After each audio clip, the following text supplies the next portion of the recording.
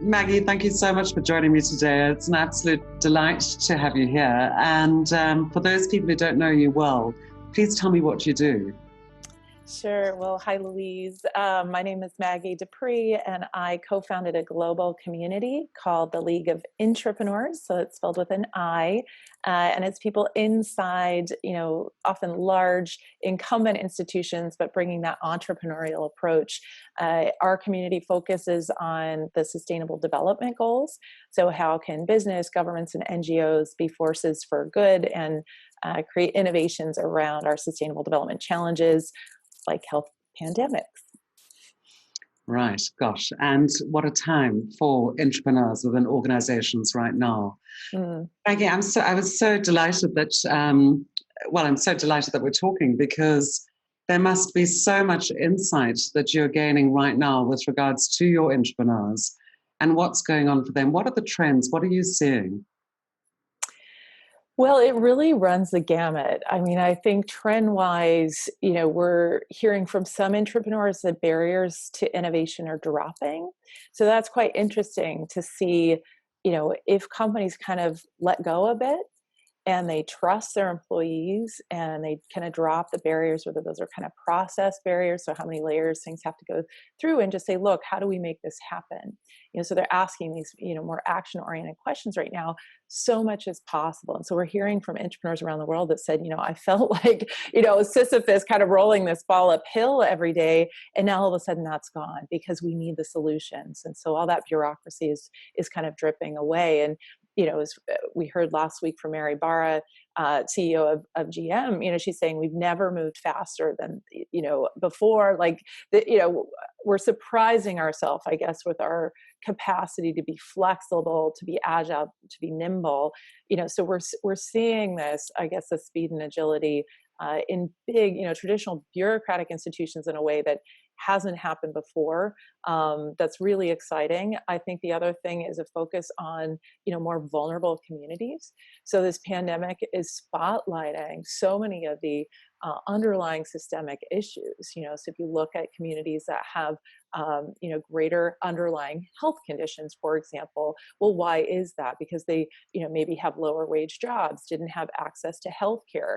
So all of a sudden, these issues that have been there for decades, that many entrepreneurs have been working on, are kind of rising to the surface. And organizations, companies in particular, are seeing more of the interconnectedness, right? If my workers are ill, like, I don't have a workforce. So all of a sudden, providing those workers with support services, with access to, digital medicine, all these solutions that entrepreneurs have been working on are feeling really relevant in this moment. So I would say those are a couple of trends, is, companies really calling for speed and solutions, even unlikely collaborations in a way. It's like, who can we work with to make this happen? We're seeing, down in Brazil, we have colleagues that, work for a steel manufacturer, with AB InBev, with the local government building hospitals, because there's just this need.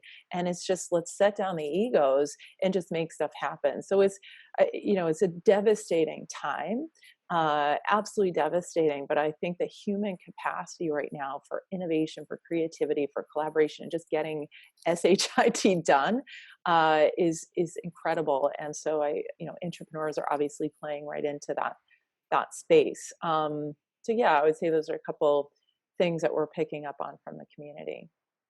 So, Maggie, just for those who don't know the league so well, please give us some context. So, you're international, and your entrepreneurs come from all sectors, across all industries and sectors. I'm sort of filling in the gaps here. So, Yeah, help me out. Give absolutely. me some context. Yeah, absolutely. I mean, the league started originally with corporate entrepreneurs, and I had published some research with a company called Sustainability in 2000, and it was about 2008. And the question we were looking at is, how do we scale up these, what at the time were called social enterprise business models? So business where purpose is at the heart. And now we have the B Corp movement. We have lots of organizations that are really putting purpose at the heart of it. And we were looking at, how do you scale that model up? And could you do it through greater collaboration with, in this case, big business, right? So you have a small social enterprise partner with a big company that has supply chains, has resources to take this nugget of a business model, this nugget of an idea, and scale it up. So that was the starting point for my work in this space. And it was when we started working with these big companies, we found these kind of special breed of change agent, and they didn't have like a job title that was consistent. They might sit in brand, or they might sit in finance, or they might sit in, product development. So interesting to see that it wasn't about the job title or the place in the company, but it was about the mindset and the skill set, right? So the mindset said, hey, wait a minute, like we're interconnected. As an institution, we don't operate in isolation. So things like environmental degradation, things like poverty, like those affect us as a company, and we have a role to play. And actually we have solutions to bring. So there, and I guess the last thing I would say is that like I have a role to play, right? Like as an individual in this big, machine of tens of thousands of people, I can actually make a difference. And so that mindset is the starting point for any entrepreneur. And what we're seeing is entrepreneurs, not just in corporations, but also, as you said, in governments and NGOs, but that sense that, they see things in systems, they see the interconnectedness between their organization and other parts of society. And they say, hey, I could do something about it. And through the lens of creativity and innovation, right? These are glass half full kind of people. They're what could we do? This global pandemic, right? This is like a massive challenge that gets entrepreneurs fired up, because it's a creative opportunity. It's like, what can we do to help make this better, to help solve for this? So it's hugely energizing for entrepreneurs looking. I think the bigger the challenge, the kind of more energizing, and then they bring skill sets. So I think that's the other thing to note. It's not just a mindset, but it's also like how you lead, how you make stuff happen. And so it's those entrepreneurial skills of just trying things, so in organizations, corporations, or big institutions, there are very long processes for getting things to happen, right? And so entrepreneurs, like, let's just go try something, let's test something, let's learn. So that kind of entrepreneurial approach, they're not doing this for like climbing the career ladder.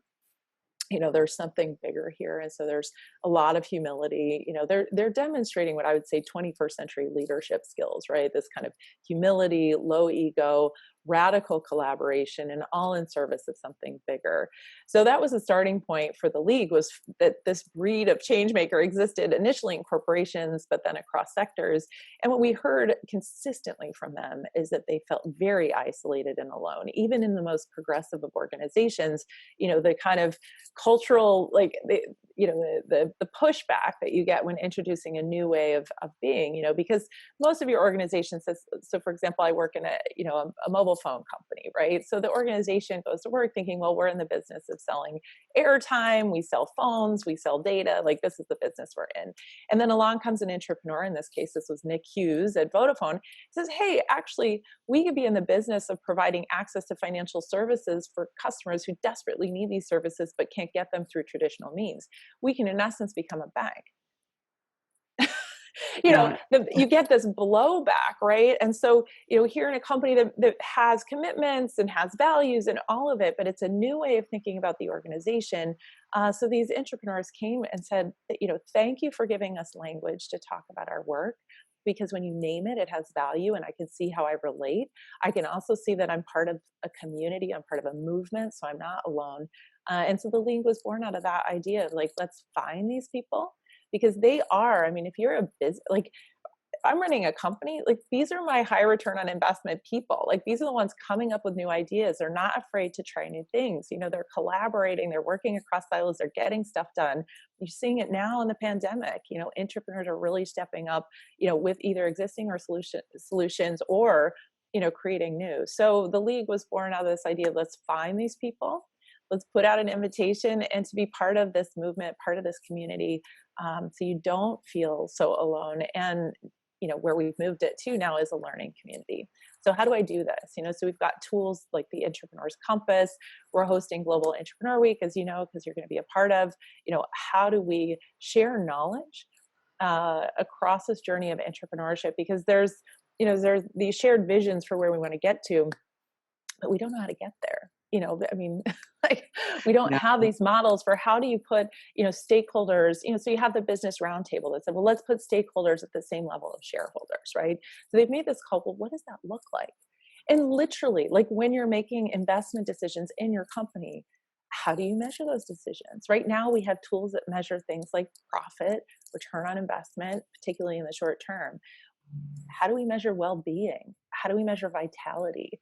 How do we measure the health of our communities, the health of our connections in those communities? So there's so much work to be done, and so much learning that's going on. And so we hold space for people to share about what they're learning so they can be more effective and really move us into, as you're saying, that kind of fourth economy, fourth industrial revolution, and just this new world where it's not just about short-term shareholder return. Maggie, it's so exciting to hear you speak. And I have to say, when I first heard about the League, I was, I just thought somebody had to do this. Somebody absolutely had to do this, right? And I certainly know from my own experience, feeling like a little pilot light in a big organization, shouting, oh, we could do something about that, right? Yeah. And I would imagine that really right now, amidst the COVID-19 pandemic, we've seen entire organizations shift into this mode of working, this mode of thinking. So instead of going, be creative and innovative, we're saying be in creation of and weave innovation into the very fabric of your organizations. Because if you don't, maybe you'll survive, or part of the organization, parts of the organization may survive, but probably not sustainable in the long run. And without a doubt, I think we were chatting a little bit earlier about these two almost parallel movements of business. The traditional business moving along, and then this rising, various different movements with different names, but they're all moving in the same direction, right? Almost purpose-driven, definitely socially conscious, people who want to play a part in being a part of a better world in some way, shape, or form, and having the skills and the drive and the passion and the purpose to solve into that and to make sense of where we're at, because it really wasn't making sense before this. And one of the things that really strikes me at the moment, and I've had this chat with a few different people, is that there's almost this window of opportunity, and it's not going to close. It's probably just going to get wider, right? To step into it and to or shape-shift our businesses and how we go about doing what we do in such a way that we actually are all in action of the creation of something that's better for all of us. What are your thoughts around that? Well, I think what's happening in this moment is that we're realizing a deeper capacity for care and compassion. I would say it's universal, but I think particularly in a business context, we're seeing companies that have had, I saw the letter from the CEO of Airbnb, that we're having to let go of a lot of our people. It's a very painful process. How do we do it in a compassionate way? And so I think there's something about this moment that's inviting us to rethink the questions that we ask and the way that we operate our organizations, and how do we care for each other? How does our business show that it cares in this moment? And that's a very different question than how do I sell this thing or how do I make money? So it's really interesting how something as simple as the question you ask yourself in an organization can shift your behavior, right? And again, it's not universal, but it is something that very much unites, the entrepreneurs and the companies that they work for in the League, is this question of care. And so maximizing profit is not the motive right now. The motive is something else. It's like, of course, we're trying to stay afloat, so there's a financial driver, but there's also this other thing, and I would call it kind of compassion and care, that's now come up to the same level as making money. And what does that look like? So I'm hugely inspired by that. And I don't know how we could go back. I don't know how, after in this moment, asking those questions and showing what's possible, right? Where you can, where actually, because you're caring, because you're showing a level of compassion, is coming back to you in terms of business loyalty, in terms of, customers say, I want to be buying from that organization because it's authentic too, right? It's not, and again, not universally, but I think the companies that are really doing it, it's coming from the heart. And, I remember this conversation I had, this like almost 10 years ago now. And it was a story that someone told me about a CEO who had to lay off, 10,000 people, or maybe it was 100, I don't know, but it was a large number of people, right? And he was talking to his wife about it, and he was so upset, having to lay off all these people. If you've ever had to fire somebody or lay somebody off, it's awful. It is, even if they maybe deserve it, it is a terrible experience. So he was agonizing over this, and she said, "Well, don't do it straight away. Take the weekend to think about it and ask yourself the question: what would love do?" And so he did. He said, "What would love do in this situation, right? Or what would compassion or care look like in this situation?" And so instead of laying off all those people, he looked at how could we lower pay for a greater number of people and keep those people employed. And for the people that we do let go, provide them with retraining services. So that's what's happening in this moment, is rather than just saying, sorry, see you, goodbye, it's like, what would compassion look like in this very hard decision that we have to make, because we'll go under if we keep them on, but we can provide them with retraining. So I just think I'm hugely inspired by the questions that company leaders are asking right now, many of the ways that they're responding, and I just imagine that this is going to continue. I don't know how we could go back. Yeah, it's so interesting, because I have no doubt that certainly when we look back at this time, there will be one question. Well, there's certainly one question that I'll be asking myself, and that will be, who was I amidst it all? Yeah. And I think it's kind of a universal question. It's a question we should be asking ourselves in our organizations, and we should be asking ourselves where we have influence and where we have some sense, power's possibly not the right word, but some sense of being able to enact some change on behalf of others in a slightly different way. And you're right, it doesn't feel good. It feels really awful. I know that working with clients at the moment, a couple of clients have had to shut down, divisions, or reorganize, restructure, re-engineer. And I think as we came into this a couple of months ago, the crazy rush was all around survival. It was around cutting away dead wood, restructuring, re-engineering, and without a doubt, what happens is that when we all go into that mode, the people part almost comes last. So really, it's a re-engineering project, and then the people bit settles in. And I know a lot of people have been struggling with having to deal with the people side of it. And I love what you say about what would love do, because it's really the question to hold front of mind. And I think if we enter into anything with that energy, we're bound to find other solutions that are better suited to serve people, to serve humanity in the way that we'd like to be treated. Maggie, there's in terms of you've got an Intrapreneur week coming up very soon, right? We do, yes. How has the league had to shift? Because of course we've all had to shift and adjust and pivot and change. And what have you done within the league to best serve your community? Well, I think that's it, is that the community has always been the heart of the league. And I guess the shift we've made is just to double down on that, that it is right now in this moment, we need community more than ever. And so we're seeing the highest levels of engagement with our Intrapreneurs. So as you mentioned, we're a global organization. We're in 17 countries. Most of our learning happens online as a result, because somebody working on climate change or circular economy in Brazil has lots in common with somebody doing the same in Germany. And so, we've been using Zoom for years. So none of this kind of format of engagement was new for us. What I do think has shifted is just that depth of engagement. And the human side of it. So, the league has always had as its core the humanity. We talk about one of our values is 100% human.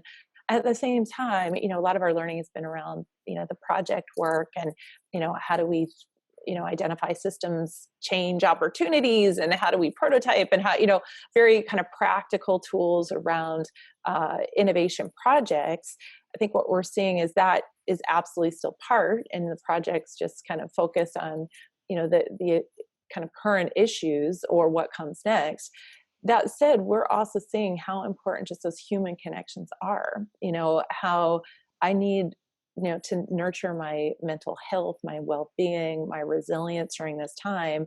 And community is a way I can do that, being in community, being less alone. So we've been hosting virtual campfires every Friday. So that's where I have to go after this is we just lit the fire a couple months ago. We said, we're going to light the campfire across 3 time zones. We're just going to keep it lit for as long as we need it and just come and just be.